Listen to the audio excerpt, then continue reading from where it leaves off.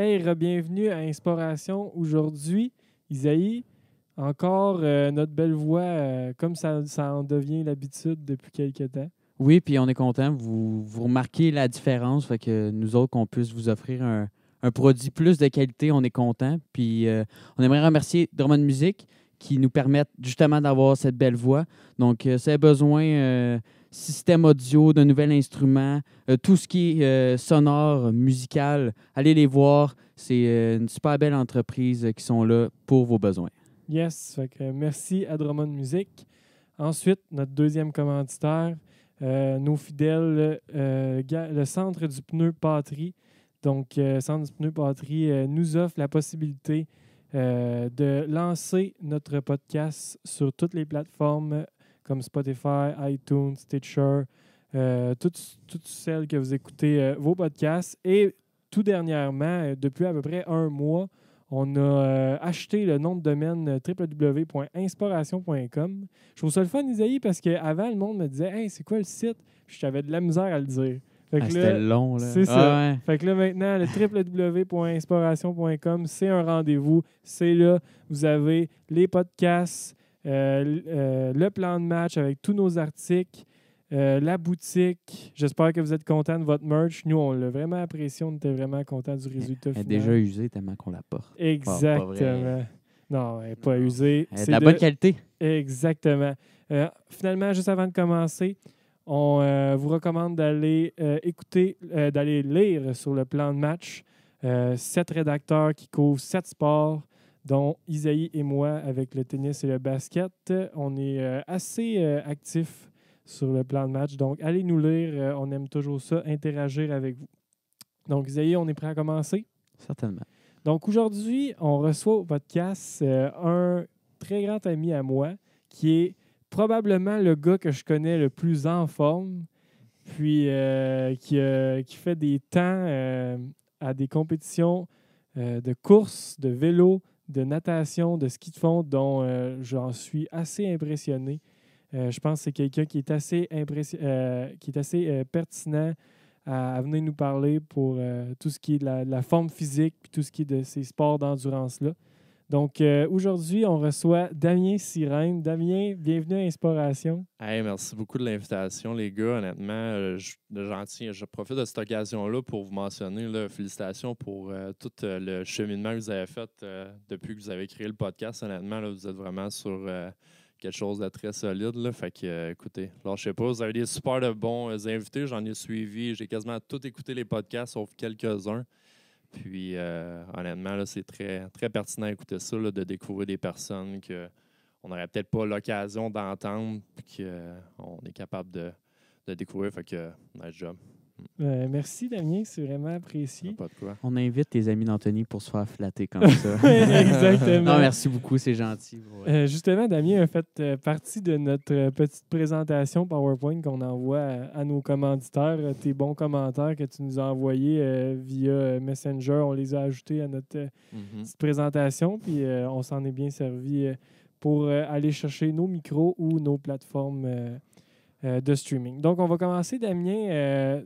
Toi, tu es quelqu'un qui se démarque principalement au niveau des sports qui consistent au triathlon, le vélo, la nage, puis la course. Aussi, le ski de fond, ça fait une grande partie de ta vie maintenant. Tu t'es démarqué au hockey, tu t'es démarqué au tennis. C'est quoi le secret d'être bon dans tous ces sports-là? Je pense que c'est juste d'être passionné dans un premier temps. Je pense que moi, pour ma part, ça part quand même d'un très bas âge. Je veux dire, mes parents m'ont donné l'occasion de faire du sport à un jeune âge. Puis quand tu fais quelque chose, tu te donnes à 100%. Puis je veux dire, c'est pas, oui, l'école, c'est important, tout ça, mais je veux dire, en dehors de l'école, je faisais pas mal juste du sport. Fait que, mais je pense que je suis un passionné à la base, je veux dire, ça fait, ça doit faire 15. J'ai sauté sur les patins, j'avais 5 ans pour la première fois, puis depuis ce temps-là, j'ai pas arrêté ben de soit faire du hockey, tennis, puis tout ce qui a déroulé par la suite. Donc, non, je pense que je suis un passionné avant tout. Là. OK. Puis, comme tu as dit, tu as commencé le hockey jeune. Après, tu as pas mal tu t'es pas mal mis au tennis. Nous, c'est comme ça qu'on s'est connus. Daniel, on a fait le sport-études de tennis ensemble. Puis après, mystérieusement, à un moment donné, tu as délaissé le tennis puis tu t'es mis vraiment au vélo, à la course, plus des à sports nage. d'endurance. Exact. C'est comment que ça s'est fait, cette transition-là? Est-ce que pour vrai, j'ai l'impression que ça s'est fait du jour au lendemain? En fait, ça s'est fait graduellement, je te dirais. Lorsque je jouais au tennis l'été, je cherchais un moyen pour maintenir un peu mon fitness. Parce que, tu sais, oui, on allait sur le court, tout ça, c'est quand même demandant, mais je voulais quelque chose à côté pour maintenir un peu cette forme-là. Puis, je n'étais pas quelqu'un qui aimait particulièrement courir avant. Là. Durant ces âges-là, là, quand que Gérard nous faisait courir dans les trainings, les lignes à ligne, là, c'était pas ma tasse de thé. J'aimais pas vraiment ça. Gérard, qui était notre coach de fitness au sport-études de tennis. Oui, effectivement. Fait que je le salue d'ailleurs. Fait que non, c'est ça. Je suis tombé dans le vélo. Mon père a fait du vélo pas mal toute sa vie. Puis il avait un vieux Trek bleu en bas, je me rappelle encore. Puis un moment donné, j'ai comme eu cette curiosité-là d'essayer de partir sur le vélo puis de voir ce que ça donnait. Puis de fil en aiguille, ben, je me suis acheté mon propre vélo puis on m'a introduit un club cycliste, un groupe cycliste qui est d'ailleurs... il habite pas loin de chez vous. C'est ça. Notre voisin. Ouais, exactement. Fait que non, ça a vraiment commencé là. Puis après ça, genre, tu fais juste. Tu sais, je suis quand même quelqu'un qui lit beaucoup, qui regarde beaucoup de vidéos sur YouTube, qui suit les athlètes. Fait que ça m'a comme vraiment donné genre le goût d'en faire puis d'essayer. Là. Fait que je te dirais que ça a parti de là. Tu sais, puis tout ça t'a mené à compléter 2 demi-Ironman. À quoi ça ressemble quelqu'un... Ben, veux-tu rappeler aux gens c'est quoi les distances de demi-Ironman? En fait, des demi-Ironman, j'en ai fait 6. OK, 6. Je m'excuse. Bonjour, Anthony.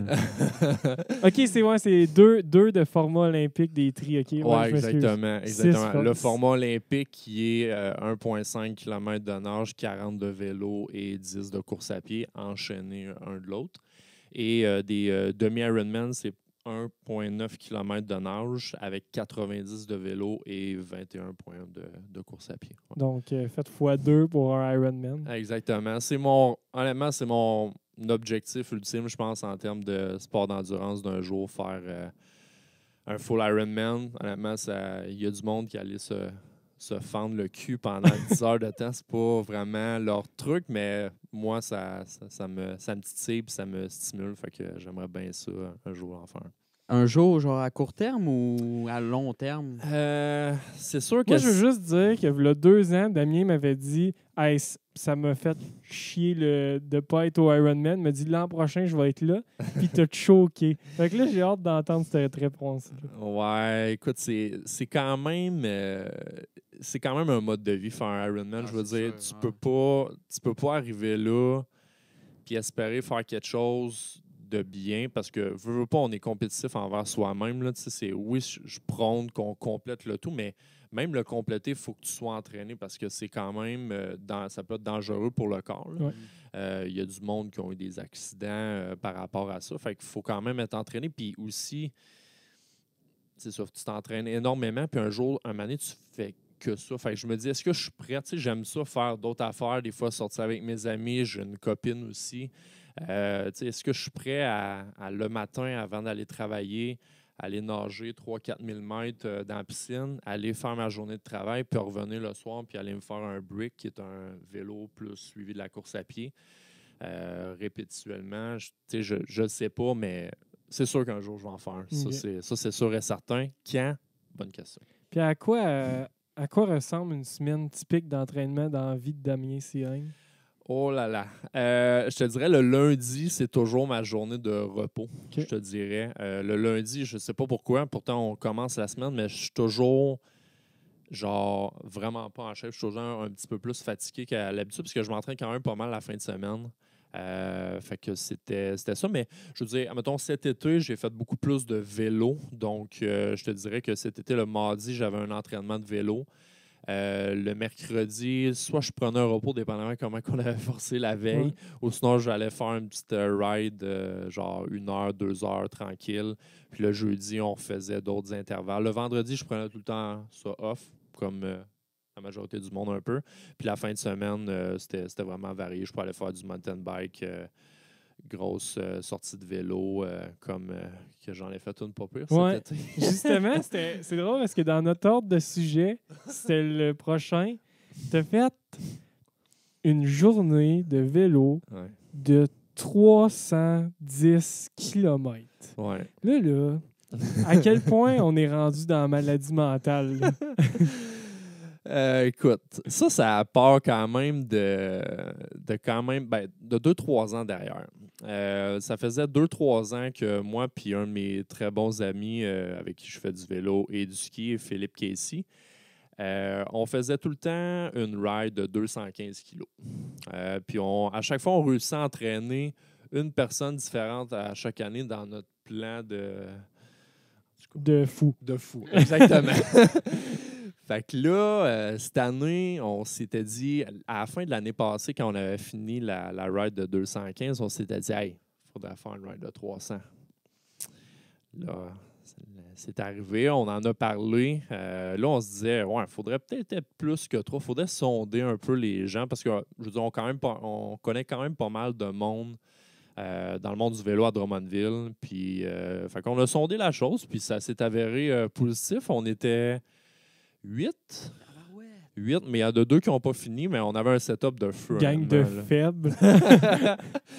Non, mais on avait un setup de feu. Je veux dire, on avait ma blonde qui nous suivait en fait avec son auto. Il y avait 2 places. Elle a un rack double sur son véhicule. Fait que s'il y avait 2 personnes qui avaient, quel que soit le problème, que ce soit un problème de vélo ou un problème physique, comme que c'est arrivé, il y avait de la place pour 2 personnes. Fait que s'il y en avait une 3e qui avait de la misère, là, ça aurait mal tourné d'après moi. Là, mais non, ça a été honnêtement une des choses les plus difficiles que j'ai faites de ma vie parce que, je veux dire, il ne faisait pas 20 degrés, il faisait 35, possiblement ressenti à pas loin de 45. Je veux dire, c'était ridicule. On remplissait nos bidons. Là, juste te donner un exemple, 20 minutes après, l'eau était chaude.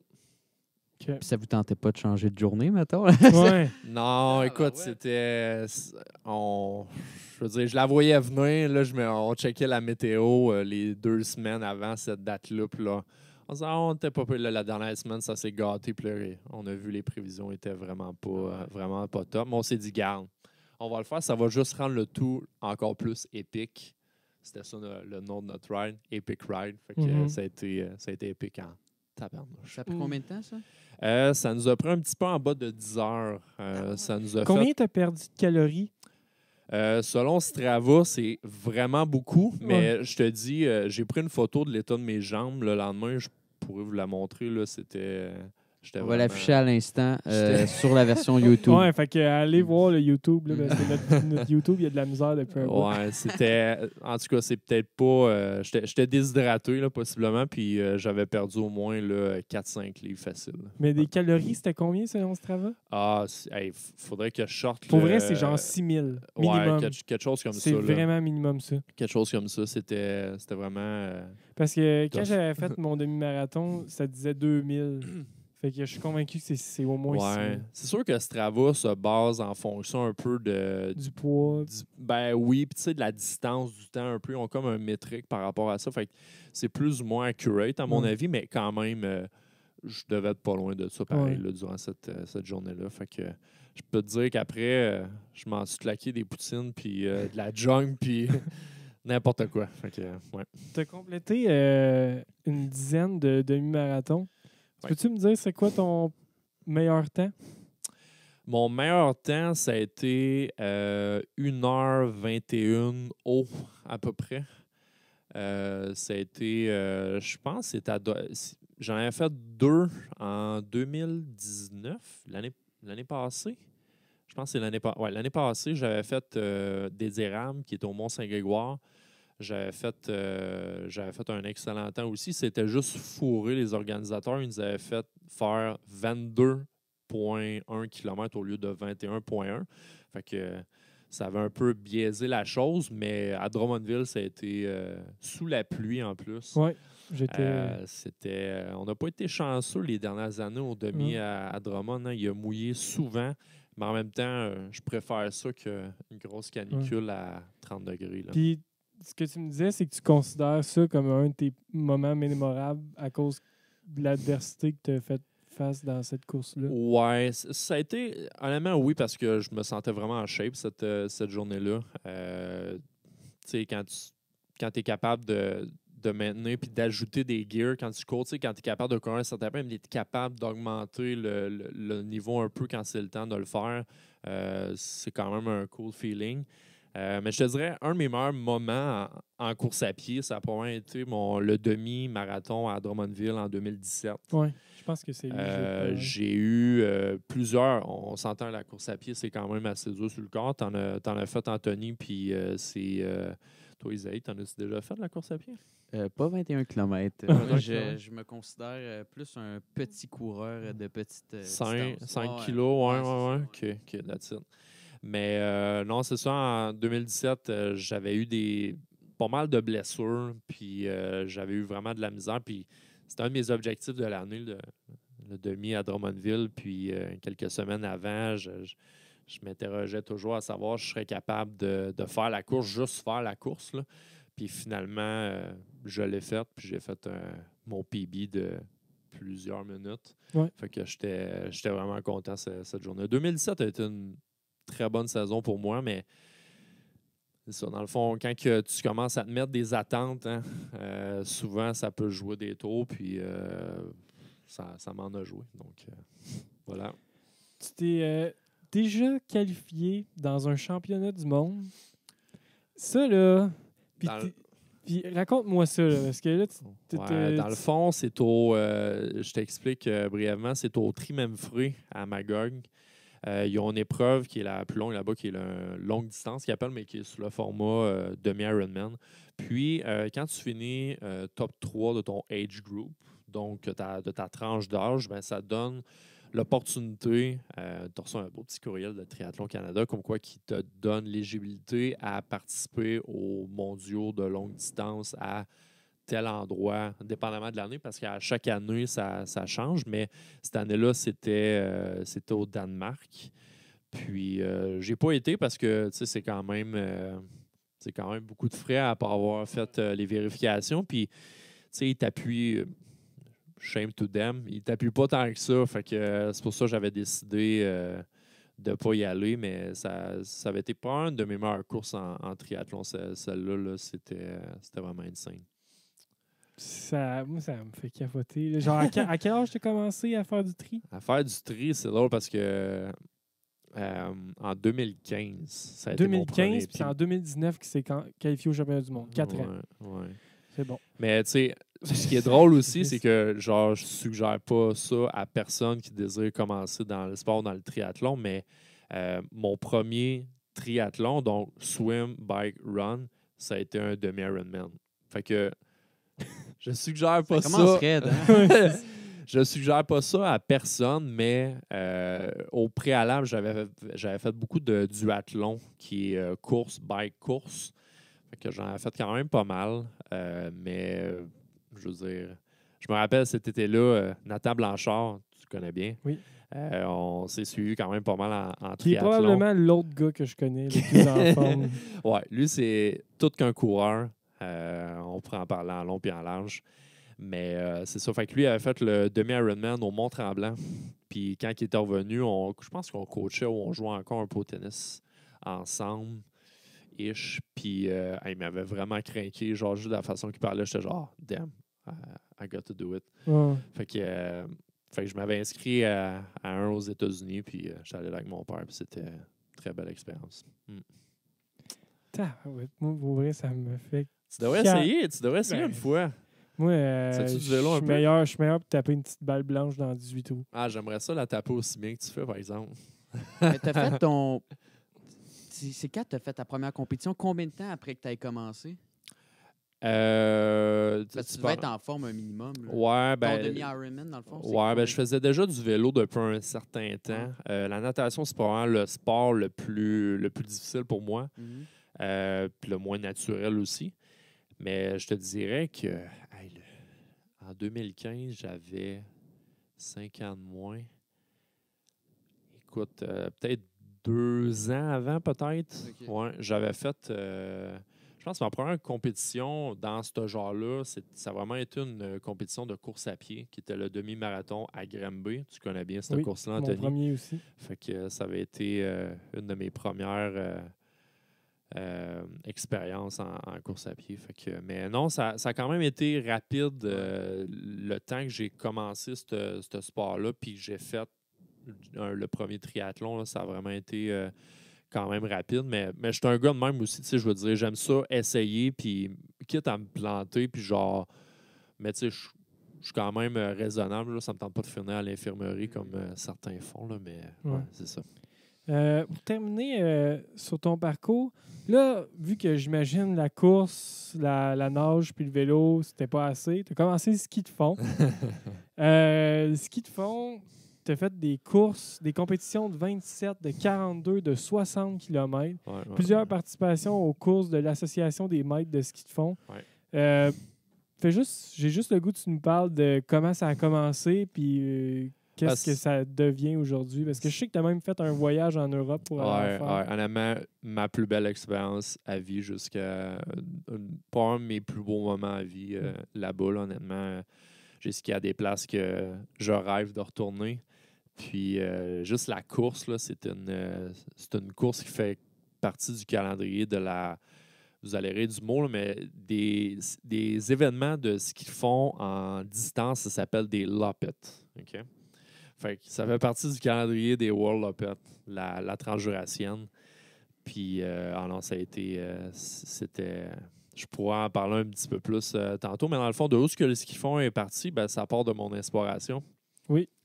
Je sais pas si on peut le dévoiler tout de suite. Ben, là. il va être écrit dans le nom de l'épisode de toute façon. Ouais, c'est ça. Fait que ça a vraiment parti d'Alex Harvey. Honnêtement, ça a été un modèle. Puis c'est drôle parce que j'ai commencé à m'intéresser au ski de fond quand il s'est planté au jeu à Sochi avec la fameuse épisode du fartage qui est, soi-disant, super important en ski de fond. Fait que j'ai vraiment pogné à piqûre là. Puis après ça, peu de temps après, tu sais, déjà, il y a gros du monde avec qui je faisais du vélo. Il faisait du ski de fond l'hiver. Fait que ça m'a comme. En plus de ça m'a intrigué aussi à essayer. Fait que je me suis acheté un équipement. J'ai commencé à en faire, puis après ça, tu commences à connaître du monde, tu commences à regarder plus de courses, à lire, à t'instruire dans le fond, dans le ski de fond. Fait que, puis là, maintenant, tu découvres que il y a un calendrier de courses au Québec, ben pourquoi pas participer, puis aller se frotter avec les meilleurs au Québec. Fait que non, ça a vraiment commencé de là. Mais je te dirais que je suis plus assidu sur le calendrier. Ça doit faire peut-être à peu près 2 ans. Avant, je faisais peut-être une course par hiver, peut-être. Mais juste l'année passée, j'en ai fait peut-être 7-8 à peu près. Fait que non, ça occupe les fins de semaine, disons. Il y a combien de personnes? C'est quoi la population qui font du ski de fond, mettons, au Québec? Et là. C'est À un. peu près, ouais. Hey boy. C'est vraiment populaire. Dans le coin de Québec, c'est assez populaire.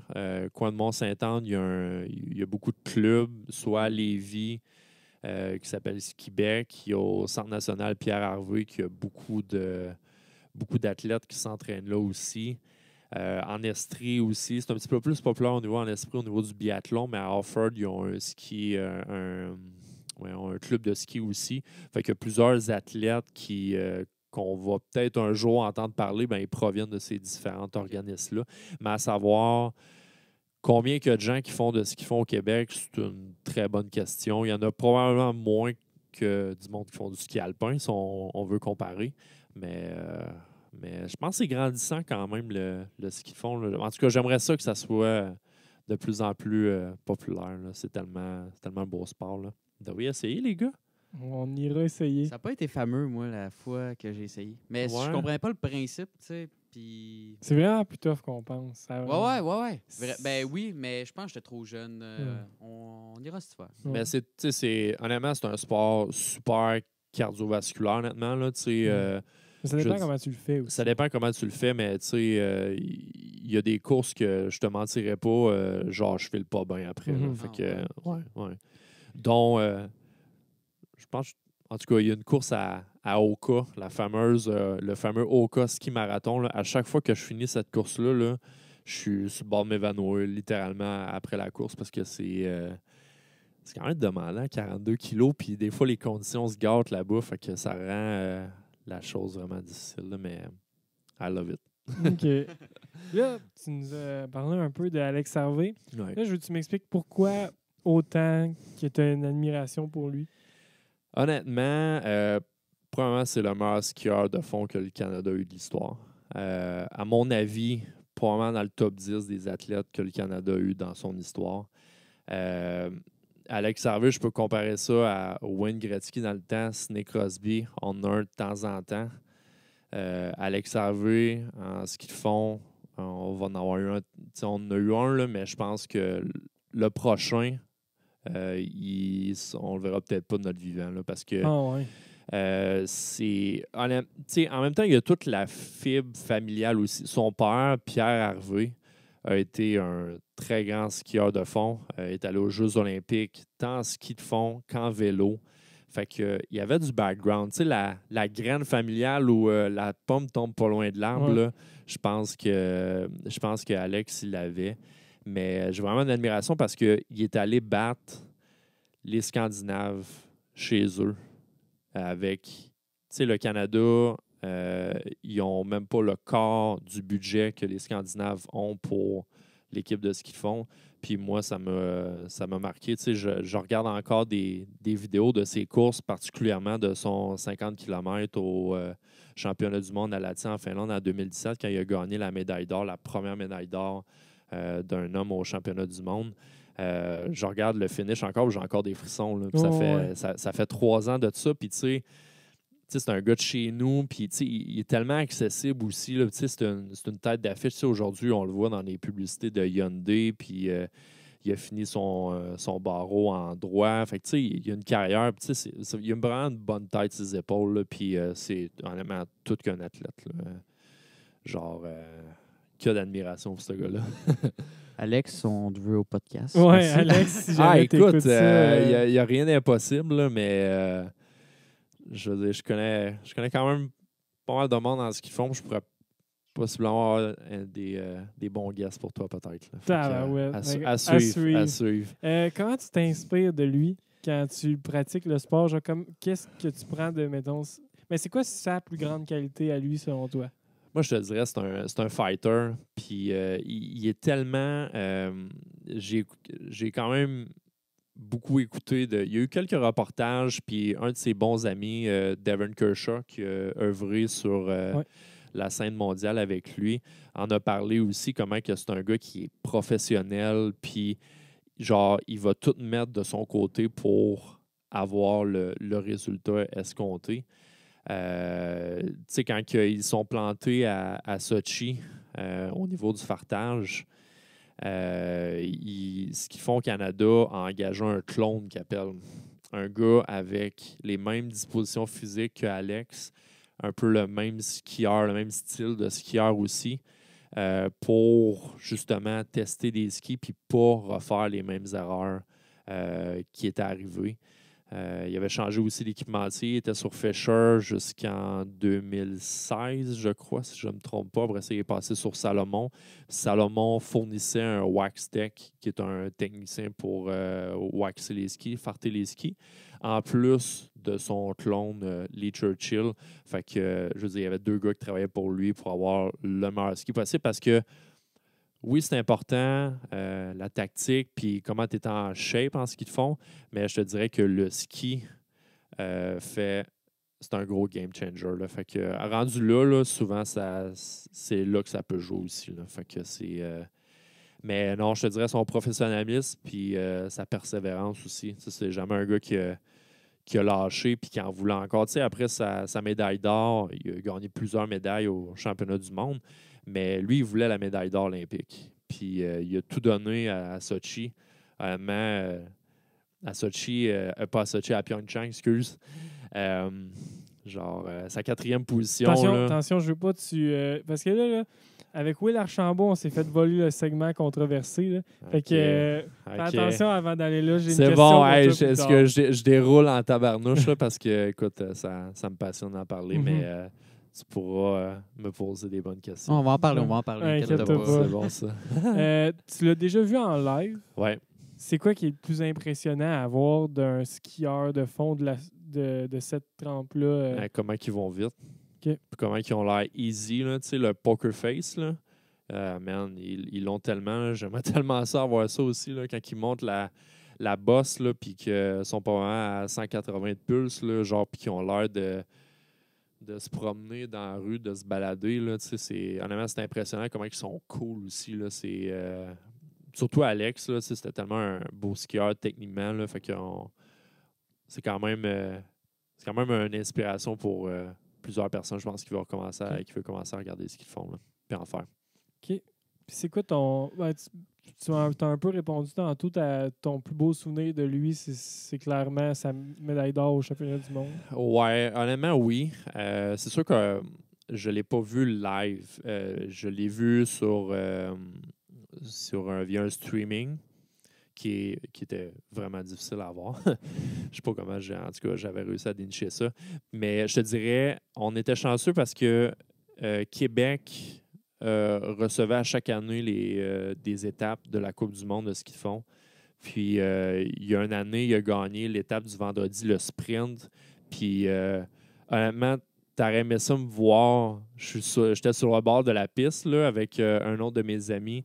Puis on dirait que je m'emporte. C'est vraiment spécial. Genre, tu sais, quand t'es passionné, puis qu'il y a un gars, genre, que tu suis quand même assidûment, genre, puis qui est en train de gagner, genre, honnêtement, c'était... Genre, tout le monde était en délai là-bas quand il a franchi la ligne, la première place. Ça, je pense que c'était le sprint. Ça, c'était les finales. La même année qu'il a gagné le championnat du monde à Lahti, je pense que c'était en fin de saison, il avait gagné le sprint là. Puis justement, l'année passée, il a pris sa retraite sur les plaines d'Abraham. C'était très émouvant, je pourrais te dire. Il y en a pas mal qui braillaient. Puis dont lui d'ailleurs. Fait que mais juste l'année passée, sa dernière saison, ça a vraiment été difficile. Puis malgré qu'il y ait eu un podium à Lillehammer sur un sprint en début de saison, mais puis genre réussir 3 courses comme qu'il a fait à Québec avec la saison qu'il a eue, chapeau. Vraiment, le gars, il a du goût en sacrément. OK, puis tu sais, tantôt, tu as parlé un peu des problèmes de fartage. Est-ce que tu penses que ça vient un peu ternir comme l'image de Alex Harvey dans le sens que, comme, on dirait que moi, j'ai pas tant suivi ce qu'ils font dans ma vie. Puis c'est un des trucs que j'associe à lui. Ouais, c'est sûr que ça a fait beaucoup les manchettes parce qu'il s'est plaint publiquement du fartage après Sochi. Il y avait des interviews que il en parlait. Fait que là, les gens commençaient à associer à Alex Harvey peut-être à un chialeux, un gars qui se plaint du fartage, tu sais, qui ne trosse pas l'équipement qu'on lui mente les mains. Mais je pense qu'il s'est bien rattrapé justement quand il a changé d'équipementier puis que ce qu'ils font au Canada a pu engager un clone. J'appelle ça un clone, c'est plus un testeur, on va dire. Là. Fait que non, je pense que ça s'est replacé après. Puis tous ces doutes-là Alex Harvey, le chialeux sur le fartage, est devenu Alex Harvey, celui qui gagne des courses. Fait que c'était... je pense que ça a été bien. Ouais. OK. Ouais. C'est bien répondu. Bien répondu. Ouais. Good. Je vais te poser la question. Est-ce qu'on va tout de suite passer à nos segments, vu que nos segments... avant de te poser de passer au segment, y a-tu d'autres modèles que tu aurais pu venir nous parler aujourd'hui? Ça peut être dans d'autres sports. Tellement. J'aurais pu te parler de l'autre idole en ce qu'ils font, mais j'aurais pas été bien pertinent en parlant de Petter Northug, mais je veux dire, au niveau du triathlon, Jan Frodeno, triathlète allemand qui est pour moi, le plus grand triathlète de l'histoire. OK. Champion olympique, champion du monde 70.3 demi-Ironman, champion du monde à Kona, qui est le championnat du monde full Ironman. Record holder, celui qui a fait le temps à Kona au championnat du monde le plus rapide. C'est un athlète tellement accompli, puis il est tellement complet comme gars. Là, je veux dire, il est parfait. Là. Honnêtement, c'est un idole, c'est un modèle pour plusieurs. C'est un modèle pour moi aussi. Là. Sinon, ça aurait probablement été ça. Quand j'ai joué au tennis, j'en ai eu des idoles. J'ai commencé le tennis à cause d'Andy Roddick. Andy Roddick, OK. Andy Roddick, ça a été mon... quand il a gagné... C'est drôle parce que j'ai commencé à jouer au tennis quand il a gagné le US Open en 2003. Ça se peut. 2003, début des années 2000. Je me rappelle, je me disais, c'est qui ce petit gars-là? Il était quand même 6 pieds 2 qui servait à 240 km/h, genre. Fait que ça m'a comme inspiré, mais ça a été un modèle pour moi au tennis. Puis il y a eu... Lui, tu l'aimeras pas, mais Andy Murray. Je sais que plusieurs ne le portent pas dans son cœur. Mais tu sais, il y en a qui trouvent son jeu discutable un peu, mais je trouve que genre c'est un fighter, puis j'aime vraiment ça. Fait que, ouais, je te dirais, c'est pas mal eux autres qui m'ont inspiré. Là. Ouais. OK. On va passer à nos segments, vu que ça suit bien avec Alex Harvey. J'aime vraiment ma question pour le segment épais ou génie. Puis là, j'ai fait une exception. J'ai demandé à Isaïe si je peux la poser, parce que d'habitude, c'est toujours Isaïe, mais là, ça fait la suite avec ce que tu parlais des Russes. J'espère. OK, j'espère. Je te vois venir. Moi, ce que j'aimerais te poser, c'est qu'en 2018, aux Jeux olympiques de Pyeongchang, c'est 2018? Tantôt, j'appelais ça Sochi, mais c'est Pyeongchang. C'est 2018, oui, Pyeongchang. Ouais. Alex Harvey, à une de ses dernières courses, est arrivé 4e derrière 2 Russes qui sortaient de gros scandales de dopage. Est-ce que tu penses que Alex Harvey aura une médaille olympique un jour? Ce que je veux dire, là, c'est le monde va me dire ben non, il a pris sa retraite, il a fini 4e, c'est impossible. Ce que j'évoque comme possibilité, c'est que les 2 Russes soient un jour discrédités de leur médaille, ce qui pourrait faire monter Alex Harvey 3e ou même 2e. Écoute. Donc, épais ou génie? J'ai hâte de... Non, je vais dire génie. Tu penses que c'est... Moi, je pense que c'est très plausible parce que, honnêtement, c'est drôle parce que je pratique des sports dans un, mais je suis un peu un freak aussi du dopage. Tu sais, je suis quand même vraiment à l'affût de toutes les histoires. Tu sais, tantôt, on parlait, juste avant le podcast, du Tour de France. Le Slovène qui a gagné, Tadej Pogačar. Son entourage...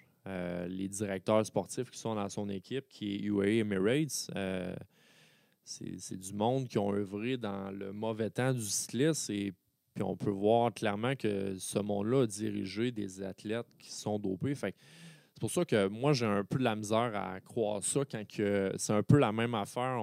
Tu dresses t'en as parlé tantôt, Alex Harvey avec les 2 Russes sur le podium, Bolshunov et Larkov. Le coach d'Alexander Bolshunov, celui qui a gagné la Coupe du monde l'année passée, c'est un entraîneur qui a eu des relations et des athlètes qui sont suspendus actuellement à cause qu'ils sont fait poigner par dopage. Fait, moi, j'ai de la misère, surtout que c'est des vieux de la vieille au niveau des coachs. Moi, j'ai de la misère à concevoir qu'ils peuvent changer leur façon. Ouais.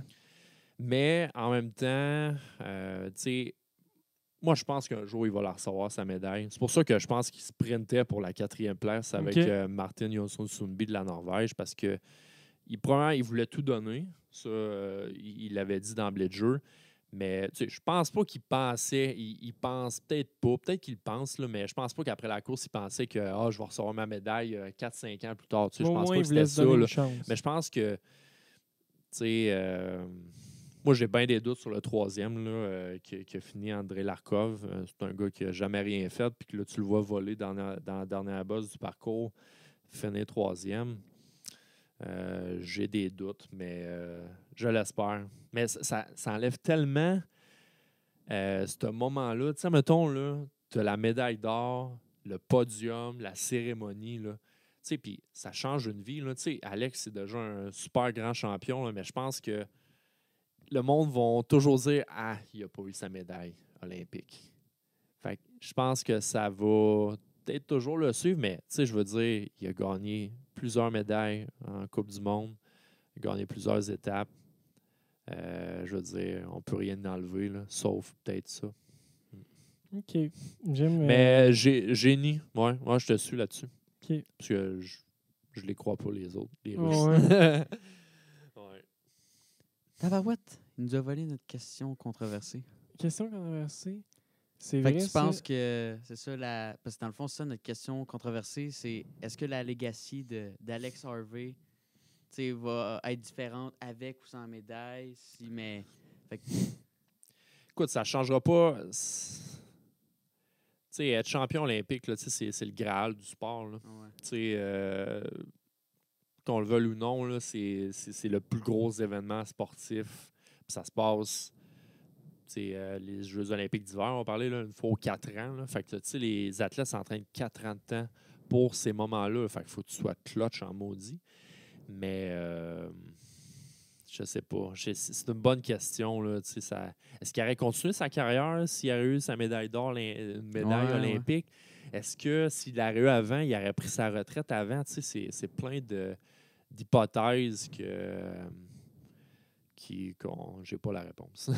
OK. Mais tu penses que... Mais tu penses-tu qu'il y a différente? Ça les Ouais. Ouais. Ouais? Ouais. OK. Je sais pas. Je trouve que... Ouais. C'est vrai que, par exemple, tu sais, dans le sport amateur, une médaille olympique, ça a vraiment beaucoup d'incidence, tandis que, mettons, au sport professionnel, c'est tel que tel. Tu mènes un autre point qui est vraiment pertinent. Une médaille d'or pour ce qu'ils font au Canada, ça aurait changé plusieurs choses et non régressé. On a vu les budgets qui sont alloués par Onde de Podium, à nous le podium. C'est eux qui donnent les budgets pour les différentes disciplines. Puis tu as vu après Sochi que le budget pour ce qu'ils font, ça a fait down. Hein? Fait que s'il y avait une médaille au jeu, peut-être que ça aurait été différent pour ça. Puis en même temps, ça aurait aidé la prochaine vague qui veut œuvrer sur la scène mondiale. Tu sais, comment tu peux aller te battre sans armes? C'est difficile, hein? Fait que, tu sais, moi, c'est un peu ça que je déplore, honnêtement. Là. Surtout que déjà qu'ils n'étaient pas appuyés avant, ils sont encore moins aujourd'hui. OK, c'est une jeune équipe à cette heure sur l'équipe de ce qu'ils font au Canada. Mais je veux dire, comment tu veux qu'il y ait du succès et qu'il soit le mieux entouré s'il n'y a aucun argent qui est attribué et qu'il y a des coupeurs partout? Moi, je pense qu'ils s'en vont dans le mur. Là. Fait que, c'est mon opinion. Là. Okay. Mais, non, mais c'est une bonne opinion. Ouais. Mais je trouve ça désolant parce que il y a plusieurs autres sports qui sont très bien appuyés. Puis on voit, là, ils ont des résultats. Là. Fait que la recette, c'est quoi? C'est d'appuyer les athlètes. Je pense que le tennis, c'est le plus bel exemple. À minute qu'ils ont commencé d'investir dans le tennis, regarde, on a quasiment 3 joueurs top 20. Puis investir avec les bonnes personnes aussi. Louis Borfiga, qui il est encore à la tête de Tennis Canada. Je pense que c'est une tête de tennis. Là, puis il sait où il s'en va, puis regarde ce qu'il a fait. Là. Il y a des athlètes de Chapovalov, top 10. Il est rendu 10e, je pense, actuellement. Milos Raonic, depuis que le tennis a recommencé, il y a un bon tournoi, je pense. Je me rappelle pas. Cincinnati a fait demi-finale ou finale. Fait que, tu sais, Félix, c'est une question de temps. Là, fait que, tu vois ce que ça fait quand on met les efforts et on croit en ces athlètes. Je pense que c'est l'athlète du succès. Là. Ça part de là. Segment découverte, Isaïe? Oui. Est-ce qu'il y a un athlète québécois ou canadien, en triathlon ou en ski, ou peu importe le sport que tu pratiques, que tu nous conseilles de regarder puis que tu souhaites qu'on le voie avec l'effervescence? Je pourrais te dire que le triathlète Lionel Sanders, qui est le meilleur triathlète au Canada, il y a une chaîne YouTube. OK. Tu pourras aller voir ses vidéos et ses workouts qu'il fait. Là, c'est un monstre. OK. C'est hallucinant, là, ce gars-là. C'est vraiment... On dirait qu'il... Lui, là, son cerveau, il dit jamais « t'as mal ». C'est genre, c'est non-stop, là. Fait que, honnêtement, il est impressionnant. Puis, ben, Hugo Hull, c'est sûr que... C'est un Drummond-Villois. C'est un Drummond-Villois en plus. Ça aurait pu être une autre inspiration pour moi, honnêtement, parce que c'est un petit gars de chez nous qui a couru ici. Il est rendu en Europe, puis il vient de compléter son 2e Tour de France, puis il a quand même fini dans le top 50 du Tour de France, ce qui n'est pas rien. Puis c'est un fidèle équipier. Je veux dire, en vélo, c'est rare que tu as des contrats de 3 ans, puis son équipe kazakh, Astana, lui a accordé un contrat de 3 ans l'année passée, je crois. Donc, c'est vraiment une belle marque de confiance pour ce petit gars-là qui vient de chez nous. Il a déjà pas loin de 30 ans, là, mais ouais, c'est tout qu'un athlète. Là. Ouais. J'aimerais ça terminer avec le segment actualité. On l'a abordé un peu tantôt. J'aimerais ça savoir ton opinion par rapport à tout ce qui est l'usage de drogues de performance dans les sports comme le triathlon, le vélo, le ski de fond. Tu m'as déjà mentionné, c'est comme si le genre de mythe ou la rumeur que tous les Norvégiens sont asthmatiques. J'aimerais ça que tu nous parles un peu de cette culture-là. Aïe, aïe, aïe. C'est une bonne question, ça, Anthony. C'est un beau sujet que tu abordes là. Écoute, malheureusement, je pense qu'il y a des passes droites un peu dans plusieurs sports. Moi, je pense qu'il y a des gens qui sont protégés. Puis, tu sais, avec de l'argent, tu achètes pas mal d'affaires. Moi, j'ai l'impression que c'est pas tout le monde qui ont les gants blancs. Puis, tu parles des Norvégiens qui sont asthmatiques. Écoute, mais explique pourquoi l'asthme. Parce que là, moi, je dis ça parce que tu me l'as déjà dit, mais... Ouais, c'est parce que, tu sais, quasiment tous les skieurs de fond sont supposément asthmatiques. Ils ont toute une pompe de Ventolin. Ils ont quasiment tout ça. Puis il y avait déjà eu des études qui avaient été sorties comme quoi que à cause de leur position géographique, puis c'était comme dans leur gène un peu qu'ils étaient asthmatiques. Mais je veux dire, j'en fais du sport, puis je suis probablement asthmatique. Je fais probablement de l'asthme sportive. Là. Je veux dire, tout le monde qui en fait un moment donné, à une intensité élevée, un moment donné, vont avoir peut-être recours à ça. Mais, tu sais, je pourrais juste dire, parce que, tu sais, c'est sûr qu'on parle, tu sais, il y a peu de preuves, mais c'est ça le problème, tu sais, c'est je pense qu'il n'y a pas assez de monde qui se font pogner. Puis ça ternit le sport parce que ça sert à quoi de regarder une compétition quand tu sais que c'est truqué ou que sont toute sa sauce, tu sais, c'est... J'ai tellement une opinion un peu là-dessus, là, mais j'essaie des fois de faire abstraction de ça. Mais je pense que c'est encore d'actualité. C'est-tu plus répandu que, mettons, monsieur, madame, tout le monde, comme moi et Isaïe? Est-ce que c'est plus répandu que nous, on le pense, ou c'est moins répandu que nous, on le pense? Moi, je pense que c'est plus répandu que vous le pensez. Ouais. C'est drôle parce que il y a plus de tests dans les sports en général, puis que il n'y a personne qui se fait pogner plus que ça.